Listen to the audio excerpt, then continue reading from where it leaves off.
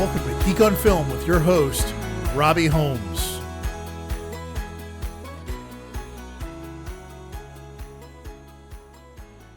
Hey folks, welcome to episode 35 of Geek on Film. I'm Robbie Holmes, and I will be solo again this week. John is getting back in the saddle and jumping back into things in his life. So hopefully we'll have him back here next week to join me in conversation. So it's less Robbie by himself, like a madman talking to a microphone, and more us pinging and ponging back and forth. I miss you, buddy. Love you. I hope that everything's going well. So this week we're going to jump into some television that I watched. We're going to cover 3 television shows: The Mandalorian, episode 4 of season 3. That episode is called The Foundling. We catch up with our friends, the Mandalorians, on the beach going through some training, but we realize pretty quickly that the perspective is actually from Bo-Katan. So we're watching her watch these Mandalorians. And they, really surveying the children of the Watch, and we're left to read a lot into this. Is she evaluating them as a group? Is she evaluating them as her family or found family? Is she evaluating them as possible, soldiers in her future army? But in the end, we see Grogu sitting on the edge of the water, watching some rocks move around. We think initially it might be him moving them with his mind and utilizing his powers, but it turns out they're just a bunch of crabs that are under the surface. I do think Grogu was probably keeping them close by in case he needed a snack. But then we see Din Djarin come over and get him to engage in some training where they decide to utilize these little wrist rockets that are like paintball. And you see Bo-Katan really give Grogu a little bit of empathy and sympathize with him. She says, my father was like this. But in the end, we watch Grogu get tagged twice by another foundling. And one of the things that we hear when this all starts off is that if he's ever going to become an apprentice, he has to start training. So it's interesting to use the term apprentice in the Star Wars ecosystem. That is a very loaded term for all of us. So after 2 failures or 2 getting shot with these darts, Grogu is approached by Din, and Din tells him it's okay, you can show them what you can do. And the next attack happens, and Grogu flips through the air, utilizing his powers, lands in front of this foundling and tags him 3 times and wins the training. At that point, we see a raptor arrive, and I want to question our friends, the Mandalorians. I don't think that they have the greatest idea in where they're living. I know you need a spot for the armor to camp out, and the cave seems like a great spot, but boy, there's a lot of big creatures that are attacking the Mandalorians. Raptor swoops in, grabs a foundling, and flies off. This is where it turns a little bit into a comical situation. I'm not really sure why we're shown the Mandalorians being so incapable of solving this problem. They start flying after this giant raptor that's carrying the foundling, and they run out of gas with their jetpacks. This just feels very Keystone Cops, and I'm not really sure what they're trying to tell us. In the end, Katie Sackhoff, Bo-Katan and company head off to save this child. Apparently this has happened before. Again, why are we living in this cave? Grogu is left behind to hang out with the armorer. So they fly off in Bo's ship, and away we go. And we're left with Grogu and the armorer, and she starts to make him a piece of armor. And as she's hammering and smelting the Beskar, he is starting to have a flashback, and he flashes back to the end of Order 66 and how he gets saved. So we see a bunch of Jedi who are trying to protect Grogu and the other children and Padawans from the clone troopers. And all of a sudden, there's only Grogu left in his little buggy, and the door opens in the elevator on the surface. We are met with an actor named Ahmed Best. For those of you who don't know him, he was actually the actor who voiced, who motion captured and voiced our friend Jar Jar Binks. And so he was really heavily beat up by the community. He was treated very badly. But the Jedi that we're met with is Kelleran Beck. Kelleran Beck is a creation of Ahmed Best for a YouTube show where he trained Padawans to be Jedi. Super sweet. It's the Star Wars Jedi Temple Challenge. It has never really been part of the Star Wars canon, and apparently we now have Jedi Master Kelleran Beck as part of the canon, and he saved Grogu and got him into a Naboo royal ship to get him off the planet. This is such a great full circle moment for Ahmet Best, and he gets a chance to save the creature who's probably the most beloved today in the Star Wars ecosystem. I feel really great for him. I think he looks like a badass Jedi. He gets his redemption tale, and we get a chance to give Ahmed a chance to feel what he always wanted to be, which is he's a lover of Star Wars. So, really beautiful symmetry there. The other nice piece is all the clone troopers are actually voiced by Tamora Morrison, who is the actor who played Jango Fett and Boba Fett. So really nice that continuity since he was the person they had cloned off of. And then we cut back to he comes out of this. He's given his chest piece of armor. Really looks like a giant medallion with the Mudhorn symbol on it. And then we cut back to our friends who are trying to save the foundling. They end up camping out at night. This is where we get a little bit more of the Mandalorian lore about how they eat, even when they're amongst their own. And we find Din Djarin and Bo-Katan having this conversation where she asks how to eat. They all go off into their own quiet corners, basically not being able to see one another, and they take their helmets off. And we see Bo-Katan being given this honorary position of leading the war party means that she gets to stay with the fire. Pretty cool little aspect of the Mandalorian culture, but a little silly, in my opinion, that there's no way for them to eat even amongst their tribe. I'm not really convinced this episode of a lot of things. This is just a little bit of out of left field. I'm not sure what we're trying to accomplish. So they eventually sleep the night. They go up the next morning and they climb a mountain and get to the top. And there's a raptor nest. And in this nest is some heat signatures. Turns out it's 3 baby raptors. And the giant raptor we saw can, take the foundling, happens to fly up as soon as all this happens and spits the child into the nest to feed her children and defend her chicks. Chaos ensues. She scoops back up the foundling. We see all the Mandalorian trying to figure out what to do. They're all flying around and trying to capture this raptor. They're shooting all kinds of stuff at it. In the end, they wrap it up and it goes into the water. Bo-Katan is sort of the hero of the situation. It then gets eaten by a giant turtle dinosaur or gator dinosaur. And so we go back to the Mandalorians, back to the cave. There's all this triumph. The woman who sort of comes to bear the armorer comes right out and talks to everyone as they arrive. And she gives Bo-Katan a huge amount of praise. The highest thing you can do in the Mandalorian culture is to save a foundling. So again, I'm not really sure. This episode feels a little clunky. The Mandalorians look a little bit like they're not able to survive even on their own. I'm hopeful that the next episode is a little more straightforward. I think the flashback sequence here to Order 66 is fantastic and really is adding more depth to this universe, which is what we're really looking for, right? Like one of the reasons I didn't love Solo, the movie, was because I felt like it made this universe smaller. But in this one inclusion of bringing Ahmet Best and Kelleran Beck into this world, we've just made Star Wars universe bigger. And I think it's really fun. So that was The Mandalorian for this week. We're going to jump over to Hello Tomorrow. John's not here to talk about it, but I know in episode 4, so John did the puppeteering or was part of the puppeteering team for Hello Tomorrow. And he had talked about, I had seen up to episode 3, and he said, wow, I can't wait for you to see the next couple episodes. Well, there's a bunch of droid work in this one, and I can see why John was excited. He got a chance to be a part of something really cool. This episode is just moving the story forward of them having advertised, has put them on the radar of a regulatory agency, and they decide they're told to stop doing business until they get all their paperwork completed. We get a chance to see Jack and Joey spend more time together, and Joey is trying to date a young woman, and her father needs to meet his parents.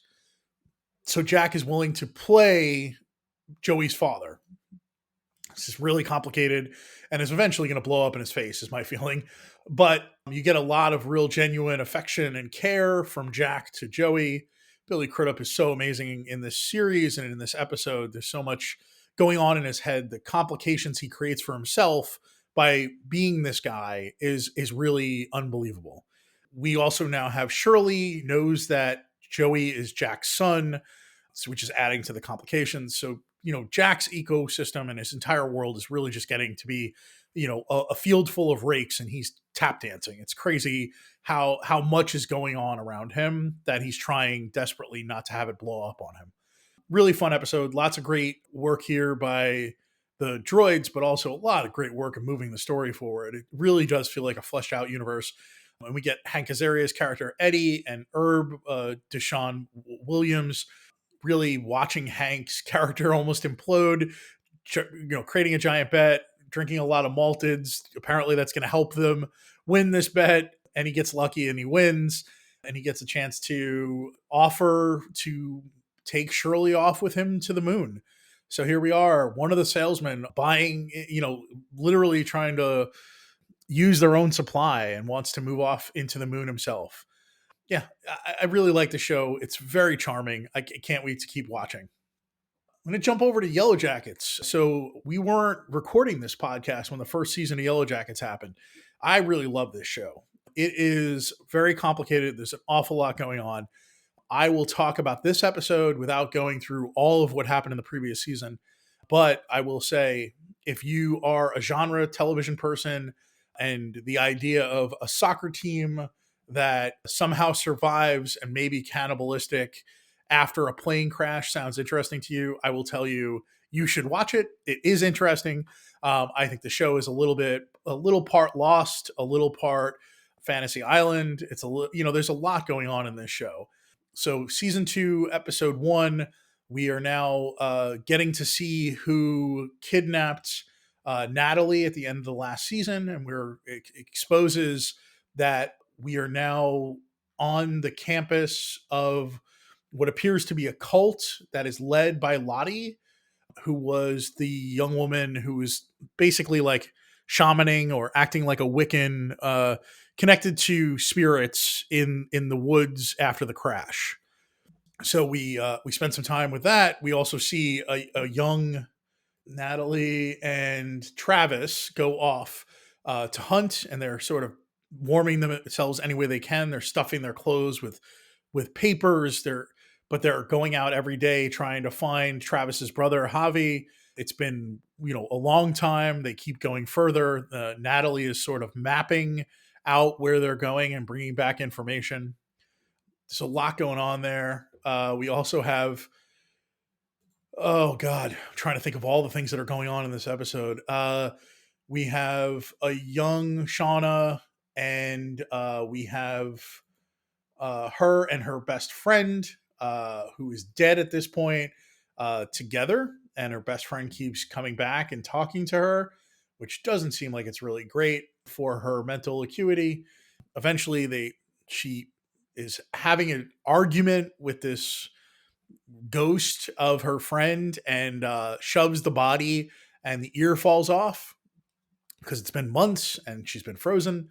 And she puts it in her pocket, comes back inside, but it's in the meat shed where this body is being held. And she brings back in some meat from the animal that they've killed, and they're running out of meat. So they're making a stew. This eventually leads to, at the end of the episode, seeing Shauna eat or take a bite of the ear of her friend. So I think we've officially crossed the threshold. We now see the beginning of the cannibals cannibalizing and eating one another that was alluded to in the first season. I really love this show. I love both aspects of the show, the show that's taking place in the past, the show that's taking place in the current. It's really unbelievable. The cast they pulled together. Yeah. And the episode is season 2, episode 1, Friends, Romans, Countrymen. We all know the rest of that is Lend Me Your Ears. Super fun. I really had a good time with it. I look forward to more episodes. So that's it for television for me this week. I didn't get a chance to watch The Session yet. We have a friend in town, and my wife and I haven't had a chance to sit down, and I can't watch it without her. I really love that show, and I'm really excited to dig into the final season. So we'll get to that soon, next week, for sure. We're going to jump over to some films that I watched. Our friends over at the Blank Check podcast as I mentioned in the past, have been doing the Men in Black films. So Men in Black 3 is the movie they were up to. So I literally put on the podcast and watched along with them. And it was really fun. I haven't visited this film in a very long time. We get a chance to see a younger version of Kay back in 1969 because Agent J has to go back to try to save his friend who's going to be killed in the future. It's pretty crazy. I love time loopy stuff anyway, and you've got Jermaine Clement playing the big bad guy, Boris the Animal, which is great. In the future, he has one arm, and in the past, he has both arms. So it tells you which one we're talking to or who we're seeing. The younger version of Agent K, who's is played by Josh Brolin, and a young Josh Brolin is absolutely astoundingly pitch perfect to play a young version of Tommy Lee Jones. He has his mannerisms, his tone, his tenor, the way he carries himself. But what we get is a younger Agent K who's not as dejected, who's not as beaten down in the job. He's not as jaded by everything that's happened between 1969 and today. Boy, it's so much fun to have Josh Brolin really invigorating this entire franchise with a huge amount of new life. I think this movie's a little bit too polished for its own good. There's a lot of things going on here that feel very like tying a bow on it. We get a little bit of insight into where Agent J's backstory comes from. We spend a little bit of time with getting to meet Emma Thompson's character, Agent O, both in 1969 and in the current day. Yeah, it's a lot of air traffic controlling of storylines that are not the main storyline that I think are in some cases to set up Men in Black International, which I haven't watched yet, and in some cases to give us a little bit more detail about the characters that we've watched up to this point. It's a fun movie. I think, Men in Black, I think is a classic at this point. It's probably a 4-star movie. Men in Black 2, I felt like was probably a 2-star film. I don't know what I actually rated it. This is really a pretty solid 3.5-star film. It understood the assignment. It's really fun and light. Add some levity back into these movies, and it's just fun to spend time with these characters again. And Josh Brolin and Will Smith have pretty good chemistry together. Seeing how they interact is very reminiscent of that first movie. Yeah, super fun. Lots of blasts. I was glad to spend some quality time with my friends Griffin and David, and also the Men in Black crew. So we'll jump over. I started last week with my rewatch of the John Wick films. I had watched John Wick 1. So this week I watched John Wick 2, John Wick 3, and the main review will be of John Wick 4. So John Wick 2 really impressed me. I feel like I loved what John Wick did, the first film, and how it introduced us to this world. I feel like John Wick 2 is really just sort of broadening the aperture for us to understand how this universe works and the depths of the crime syndicate that people are a part of, and more understanding of the assassins and the rules and the structure of the organization that they're all a part of. So in John Wick 2, we are met with an Italian gangster named Santino D'Antonio, and he shows up at John Wick holding a gold marker. So we find out that in the past, John, in order to get out, doing his impossible task, needed help from Santino, which he gave him a gold marker that he could call in for past favors. So this is sort of the idea of a blood oath. There's a lot of these markers out there in this universe. So we're introduced to this, and John tries not to fulfill this. He says he's out of the game, and at that point, Santino shoots his house up with a grenade launcher, blows everything up. John ends up going back to the Continental and talks to our favorite manager, Ian McShane. Really chews up all the scenery, your scenery, his scenery, everybody's scenery. And Winston tells him there are two things you can't do. You must answer a marker, and you mustn't kill on Continental property. Wow, that is really foretelling where we're heading. So he decides he has to fulfill what is going on with the marker, and it is Santino saying he wants the seat at the table that his sister is taking. So John is now commissioned to kill Santino's sister, Gianna, and she's played by Claudia Gerini, and her right hand is Cassian, who's played by Common.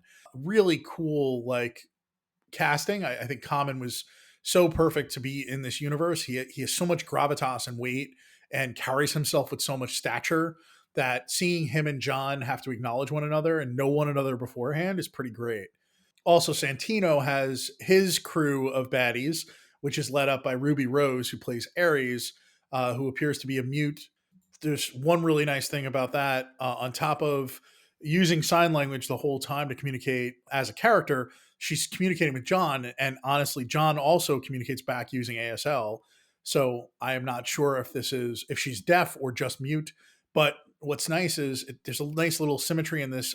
When rather than spelling out John's full name, it appears as though John may have a name sign of a JW symbol, which is pretty cool. It's just a nice little nod to understanding how people communicate with one another in this world.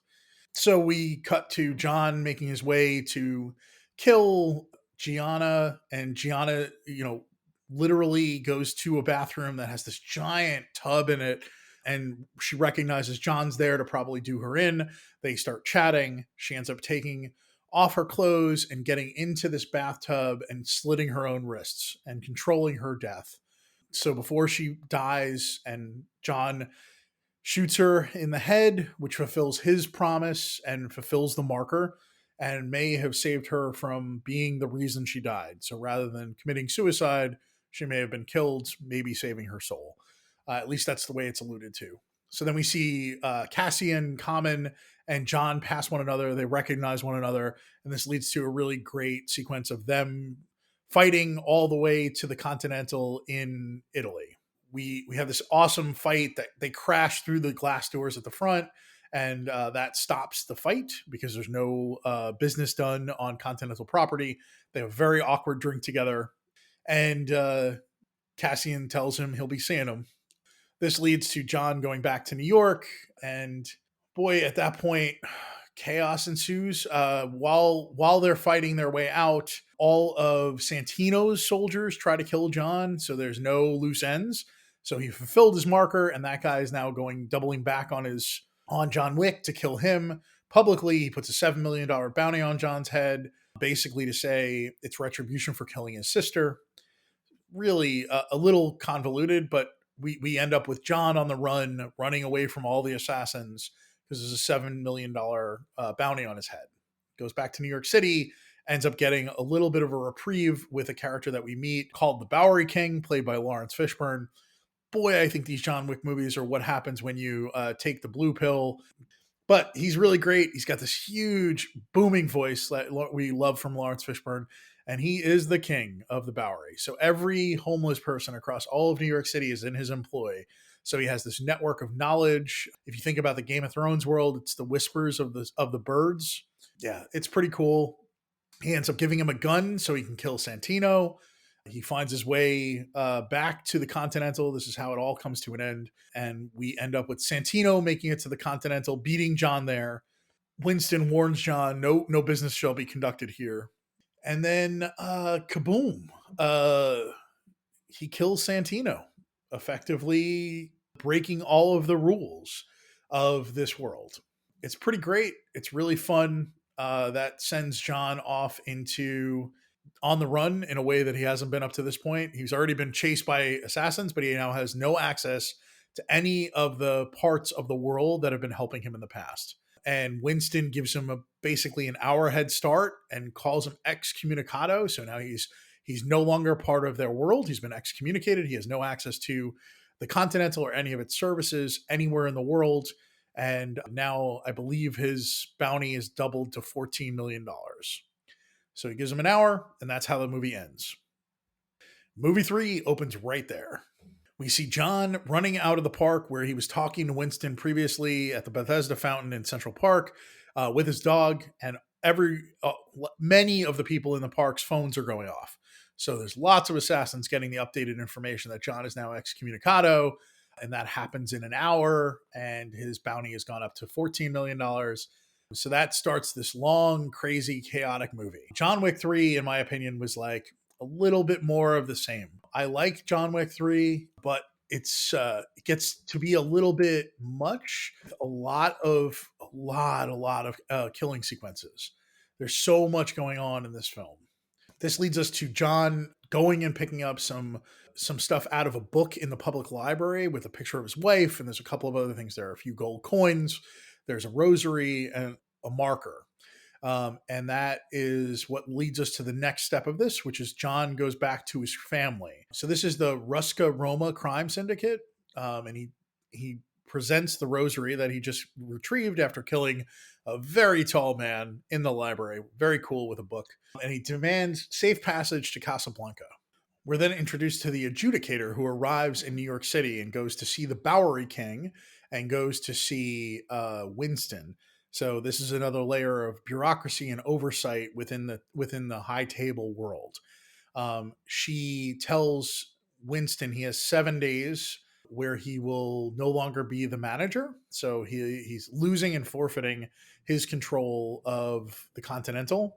And when we meet with the Bowery King, he had given John a gun because our friend the Bowery King is very poetic, and John had a $7 million bounty, one bullet per million. She then tells the Bowery King that he has to take 7 slashes.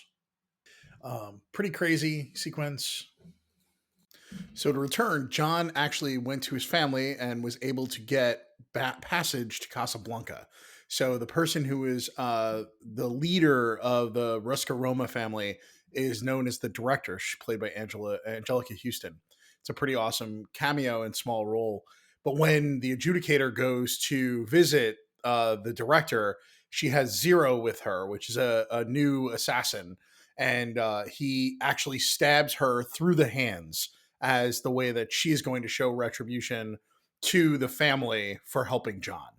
I'm really impressed with how much is going on in this movie, but we're not even like a third of the way through it. So John goes to Casablanca. When he gets to Casablanca, he uses that the coin that he had picked up in the New York Public Library and goes to visit the character being played by Halle Berry, which is unbelievable. So now she is a boss in the world. She's no longer a person who works on the ground doing contracts. So Sophia has 2 dogs, and all he wants is to be introduced to a person in the family that can connect him, hopefully, with the elder. So his way to do this is to go through her to get to the person who is leading the coin manufacturing, I think, for the universe. And that's played by Jerome Flynn. The character's Barada. So we go to this beautiful location with all this like smelting happening and beautiful coins in the middle of Morocco. And eventually Jerome Flynn takes a shot at Halle Berry's dog, and that creates this like instantaneous, we're going to kill everyone in your orbit. Like she sticks the dog on him. That leads to all these fight sequences where Halle Berry, the dogs, John Wick are all fighting their way out of his lair. He eventually does find his way to the sands, in way out in no man's land.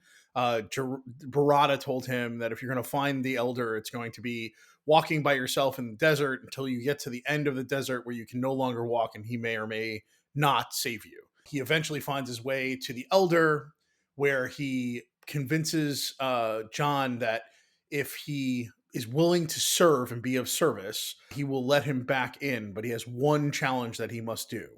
So that challenge is to kill Winston, the manager of the New York Continental.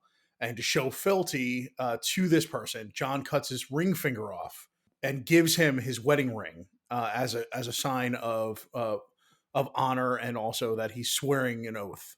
John heads back to New York City. This leads to all kinds of chaos at the New York Continental, including Zero and all of his students like attacking and fighting around all of New York City. But what ends up happening is the adjudicator has told Winston he must abdicate and he's no longer going to be the manager. Winston refuses. So John and Winston and his right hand, Sharon, played by Lance Reddick, go on a spree to protect the Continental and to protect Winston.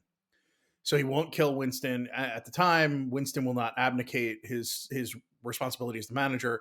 And we have this unbelievable fight sequence where, eventually these like super armed soldiers of the High Table arrive.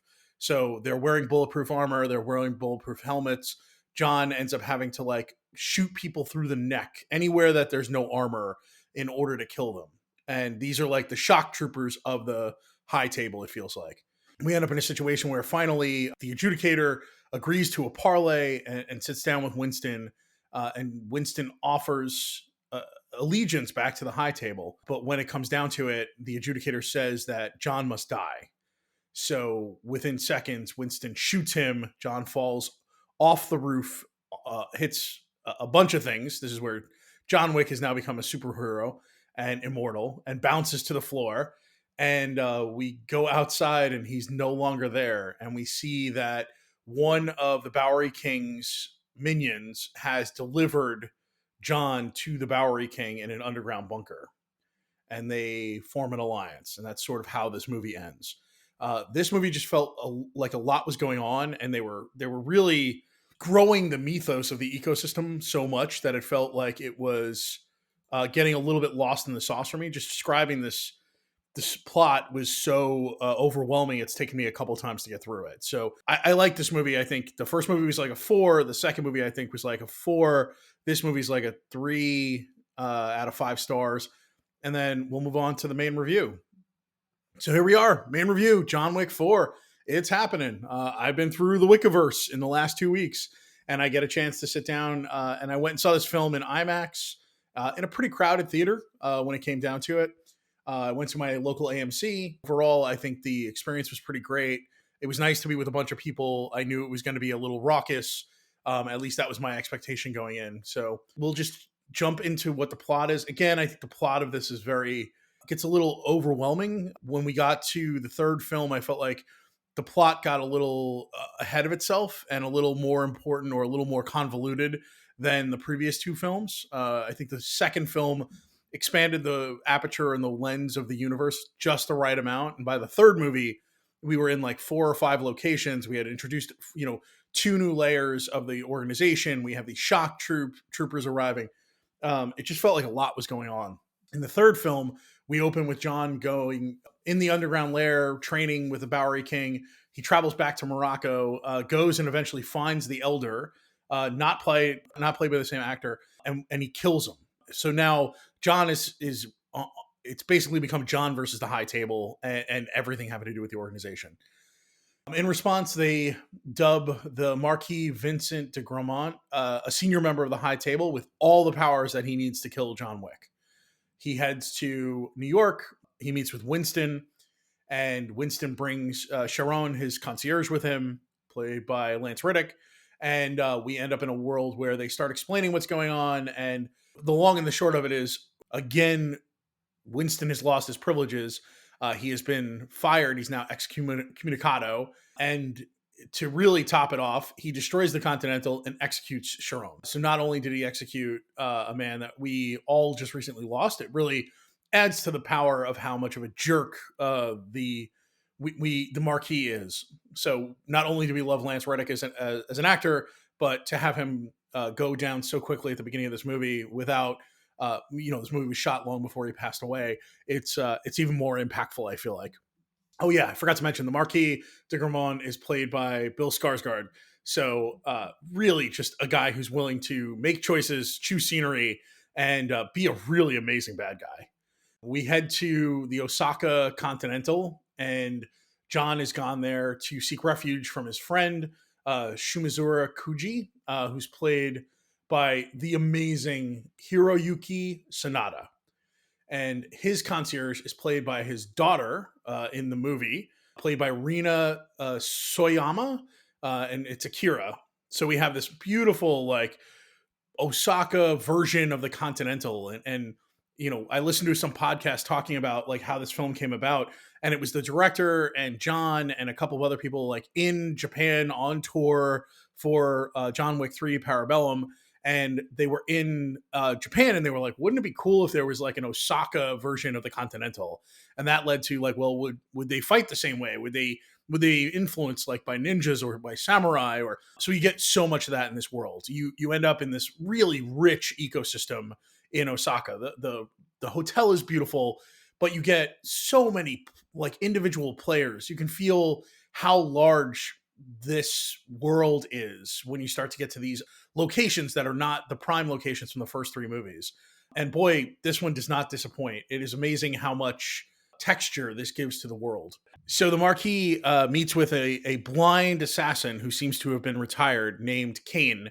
It turns out that the character's played by Donnie Yen, and he and Kane and John Wick were friends. Kane believed he was out of the world. It turns out that they are still holding over his head his daughter's life. She is a musician who busks in Paris, and Donnie Yen agrees to kill John Wick, even though he's his friend. We end up in this really crazy spot where we go to arriving at the Osaka Continental is the Marquis, and they're talking, and eventually Kane is also there, and they put the entire Continental in Osaka on lockdown. Everyone has been escorted out of the building, and now we have nothing but assassins left. But in this movie, those shock troopers we saw at the end of John Wick 3 are now here. Also, the Marquis has this like elite squad of like 6'4" killers. Amazing. All these amazing looking large men in gray suits with the Marquis pin on their lapel. And they are just another set of troopers that the Marquis wields. That is his personal guard. So we're in this space. We have all this amazing fighting going on, all these different styles. The Osaka Continental has all these assassins with bows and arrows that shoot down upon originally the Marquis squad, and then the shock troopers arrive, and now it's an all-out war. Like this could have been the final sequence of any film in an action genre, and it takes place probably about 35 minutes into the film, and it goes on for a long time. So you have this really extended fight sequence. You get Donnie Yen being amazing as Kane, utilizing some like sensors, almost as like doorbells, because he's blind, so he knows where people are, and he puts them all over this kitchen which is great. At one point, he's just hanging out in a kitchen, and he eventually finds a bowl of noodles and eats them, and he gets yelled at, like, "Are you going to do anything here?" And at that point, he immediately snaps into assassin mode and kills 4 or 5 of the troopers of the Osaka Continental. It's unreal. The fight sequences are great. Donnie Yen brings a huge amount of gravitas and weight to this character. Even though you're watching a man who's supposed to be blind be an assassin, we were given enough breadcrumbs to think it's believable that Donnie Yen can pull this off. Also, because Donnie Yen is such an amazing actor. We go through this whole long process, and eventually we end up with Kane and the manager Shimazura on the roof, and he's basically telling me, you don't have to do this. We don't have to do this. You don't have to die. And he will not give any ground, the manager. And eventually Kane comes very close to killing him. He slashed him many times, and his daughter Akira arrives, and she goes to pick up the sword, and Kane tells her, like, choose life. You don't have to do this. And then at the end, her father passes away, and he looks at her and says, I expect to see you sometime. So you get this beautiful moment where John flees, gets out of this location, and heads back to New York, where we see Winston really ready for vengeance at Chiron's gravesite. And he tells him that he should invoke an old high table tradition where he can challenge the Marquis to one-on-one combat, to a duel. And winning would free him of all obligations to the high table. John says he doesn't sit at the table, but Winston reminds him that his family does. So he travels to Berlin and goes to the headquarters of the Riscaroma family, and he requests admission. And his sister, Katya, is unbelievable. We end up in this world of a completely different ecosystem than what we just saw in Osaka. And here we are really blessed with some really fantastic actors getting a chance to play smaller roles, but boy, they are important and powerful. It's really super fun to see these characters just get a chance to exist in this universe. I felt like I was a little overwhelmed and tired when we came to the last film, and in this case, I feel a little less so. I think I'm very happy to have some of these characters get introduced and be a part of this universe. Eventually, he is tortured, beaten, and he's told that if he goes and kills the man that killed a family member, he will get a chance to rejoin and become a member of the family. So here we go. John is off to this amazing like underground dance club where he has to go and find Akilla Harkin, who is the head of the German table, and it's being played by Scott Adkins. So we have this really fun sequence where Kane has made his way there, where we have a character that's been stalking John called Mr. Nobody, who is also there, who's an assassin who's arrived on the scene, played by Shamir Anderson. And he has been tracking and he will not kill John until there's enough money on his head. He's hopeful that the price will continue to go up.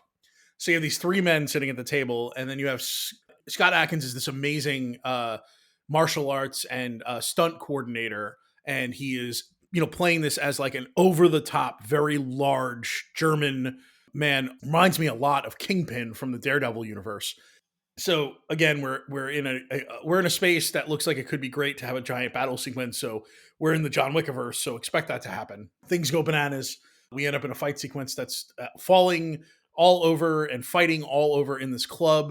The club has these like walls that are made of falling water, full on dance club. So you have like lots of loud music, tons of bodies dancing, all this like flickering lights, and it's just gorgeous. Like, I don't know that I've seen a sequence in a film that is more over the top action, but also shot so beautifully. This is just really one of those amazing sequences in this film that I don't know that I'm going to spend a ton of time revisiting John Wick 4, but I will show people this sequence. I own all three of the previous movies in 4K. I'm going to buy this in 4K just so I can queue up scenes like this. It is really insane.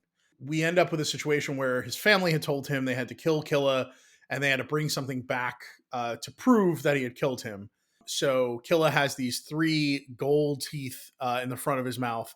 And John, after many times getting his ass kicked and kicking a lot of ass, eventually drops Killa on his head and breaks his neck.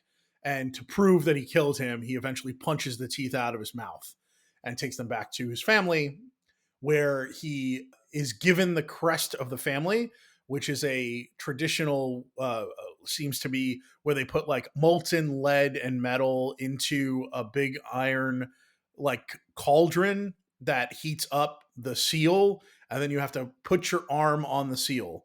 So John's beat up, he's destroyed, and now he has a giant burn on his arm in the middle of his forearm. None of this seems like it makes sense, but it does create a lot of tension and beautiful symbolism in the movie. We're now at the point where he can challenge the Marquis. So I haven't mentioned him up to this point, but there's a character played the Harbinger who is basically like the judge of anything that has to do with the high table at this level. And the character's played by Clancy Brown. So you have this really amazing, deep voiced, like huge amount of gravitas at the table. So John goes to formally challenge the Marquis, and the Harbinger oversees all of this. So they have this, moment where they're choosing where the battle's going to be, when the battle's going to be, what the weapons are going to be. And at the time, you have to choose a second.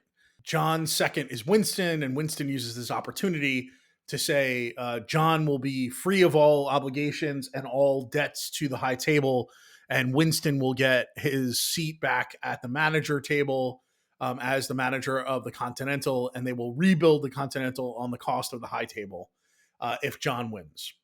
At the last minute, of course, the Marquis nominates Kane to fight in his place. So you end up in a situation where we are in this amazing sequence, and John has to accept this. This is how it goes. And so the fight is going to take place at dawn the next morning. The fight is going to be pistols, and we end up in this amazing. John is now on the run. At the time, the Marquis is very unconcerned that this is going to be a problem, and Chidi, who is the right hand of the Marquis, is concerned, and he's like, I don't think we have anything to worry about. And the Marquis, he puts a bounty on John's head of $26 million. And we see this world in Paris now of an underground that listens to the radio. Of course, there's always the telephones and the texting, but there's apparently a radio station where the assassins in the high table have some coded messages where people could be and what's going on. It's really fun. You end up in this crazy sequence at the Arc de Triomphe where, again, this could be the end of any other action film. It's probably like a 17 or 18-minute sequence where cars are going around the Arc and all this fight sequences are going on. John's using cars as battering rams. He's throwing people into traffic. Eventually, you see even Mr. Nobody shows up, and his dog is part of this, like runs across the top of a couple of cars and attacks people. It's very reminiscent of what we saw with Sophia, with Halle Berry's character and her dogs. So again, we see a lot of symmetry and I think learning from previous movies. We get to the point where John has to make his way to the fight at sunrise. So here we are. John has to go up the stairs to the Sacré-Cœur, which is the church at the top of Paris. It's got 227 steps, and John has to fight his way up it. Well, John's been fighting assassins all night, and guess what? The assassins know where he's going. So he gets to the staircase, and it is nonstop action again. So we're like, none of this actually even breaks. I think the final, what I had heard is like the final 47 minutes or something like that is one long action sequence. It really is. We get to the staircase. John fights his way up. The first two sets of stairs, gets knocked back down, makes it all the way up further to the third or fourth set of stairs, gets knocked all the way to the bottom again. Eventually, Kane shows up and helps him fight his way to the top because Kane needs to battle John on top at the duel so he can get out of all of this. So they become their friends, and they also fight their way to the top together. There's so much like acknowledgement of physicality in this sequence. It's almost a little bit like Buster Keaton, like the amount of pratfalls and the amount of kills and how they get through this. Eventually, we make it to the top, and just as we're getting to the top, Kane stabs John through the hand. So that way, when they're dueling, John will have to use his left hand to try to even the playing field since Kane is blind. So we get through the duel. Initially, take gun, put in bullet, 30 paces, fire. And John and Kane both hit one another on the first shot. And then they have to move in 10 paces to the 20 pace mark. And they both shoot. Boom. Again, both hit. Neither one of them is dead. So they have to move in again to the 10 pace mark. And John and Kane talk back and forth and allude to sort of some concept of like those who choose death can live. We end up in a situation where John shoots, where the shot happens and Kane hits John. John goes down, gets uncomfortable. At this point, the Marquis decides he wants to step in and do the final kill. And as he steps to John, I think it's Kane says, "You idiot, he didn't even fire." And John shoots him directly in the head. So there we go. The Harbinger says, like, we're all hunky stinky here. Everything is done. We're good to go. John, you're free. Kane, you're free. Everybody's done their work. Winston, you get back to Continental. Everything's going to be awesome. John then sits down on the stairs, watching the sunrise. Cut to a gravesite that says John Wick, and he's buried next to his wife. So we have this final moment with Winston and the Bowery King bidding farewell to John at the gravesite. And if you stuck around long enough to get through the credits, and there are a lot of them, there is a post-credit scene. So we see Kane returns to Paris to go to his daughter, who is busking. And as he's arriving, you see Akira, the daughter of the manager of Osaka, coming towards him and pulls out a weapon. So we're alluding to the fact that Akira is about to take revenge for the death of her father. Maybe it's another movie. Maybe it's more fodder for us in the future in the Wickiverse. I hear that the ballerina is being shot right now with Ana de Armas as part of John's family, the Rosco-Romas. I'm excited to see more of these films. I will see all of them. I think this film is long and never really lets up. It is nonstop almost from the moment you get in the theater. There's a little lull in the middle, Oh, I forgot to mention there's a crazy fight sequence that takes place in an apartment complex where John eventually finds it's like a 12 gauge shotgun, and they're called Dragon's Breath, the bullets they're using. So it's a 12 gauge slug with incendiary, and the sequence is shot from above the rooms. So it looks so much like a video game. Boy, is it amazing. I think, this movie and all these movies have really told me what we need desperately is someone to make like a Batman Arkham style game for John Wick. Boy, give us the experience of button mashing and killing the faceless hordes of assassins. So much fun. Yeah, I don't have a lot to say about this. I'm kind of burnt out on the Wickiverse. I will tell you, like 9 hours of Wick is a lot within like a 9 day period, and then trying to talk about it multiple times. This is at least my second or third run at trying to finish this podcast. So I enjoyed it. This is probably a 3-ish star movie, 3.5. It's got some of the most amazing action I've ever seen in a film. I expect there will be a lot of people who are excited about this. But for me, I think I wish I'd gotten to talk to John about it. I think this would have been a film he would have really loved and would have helped me sort of see its benefits even more. But yeah, that's it for me this week, folks. Thank you so much for listening through yet another solo pod with Robbie. Please rate and review us if you've made it this long. We could really use it. It's really helpful to us in the algorithm and people finding us on your podcast player of choice. 5 stars is our favorite number. We're available on Instagram and on Twitter. We're at geekonfilm.com. We're at geekonfilm.com on both Twitter and Instagram. I'm Robbie the Geek. John is John Hoche, JONHOCHE. Till next time, have a great week. Bye-bye. This has been a Geek on Film podcast. Thanks for joining us. See you next time.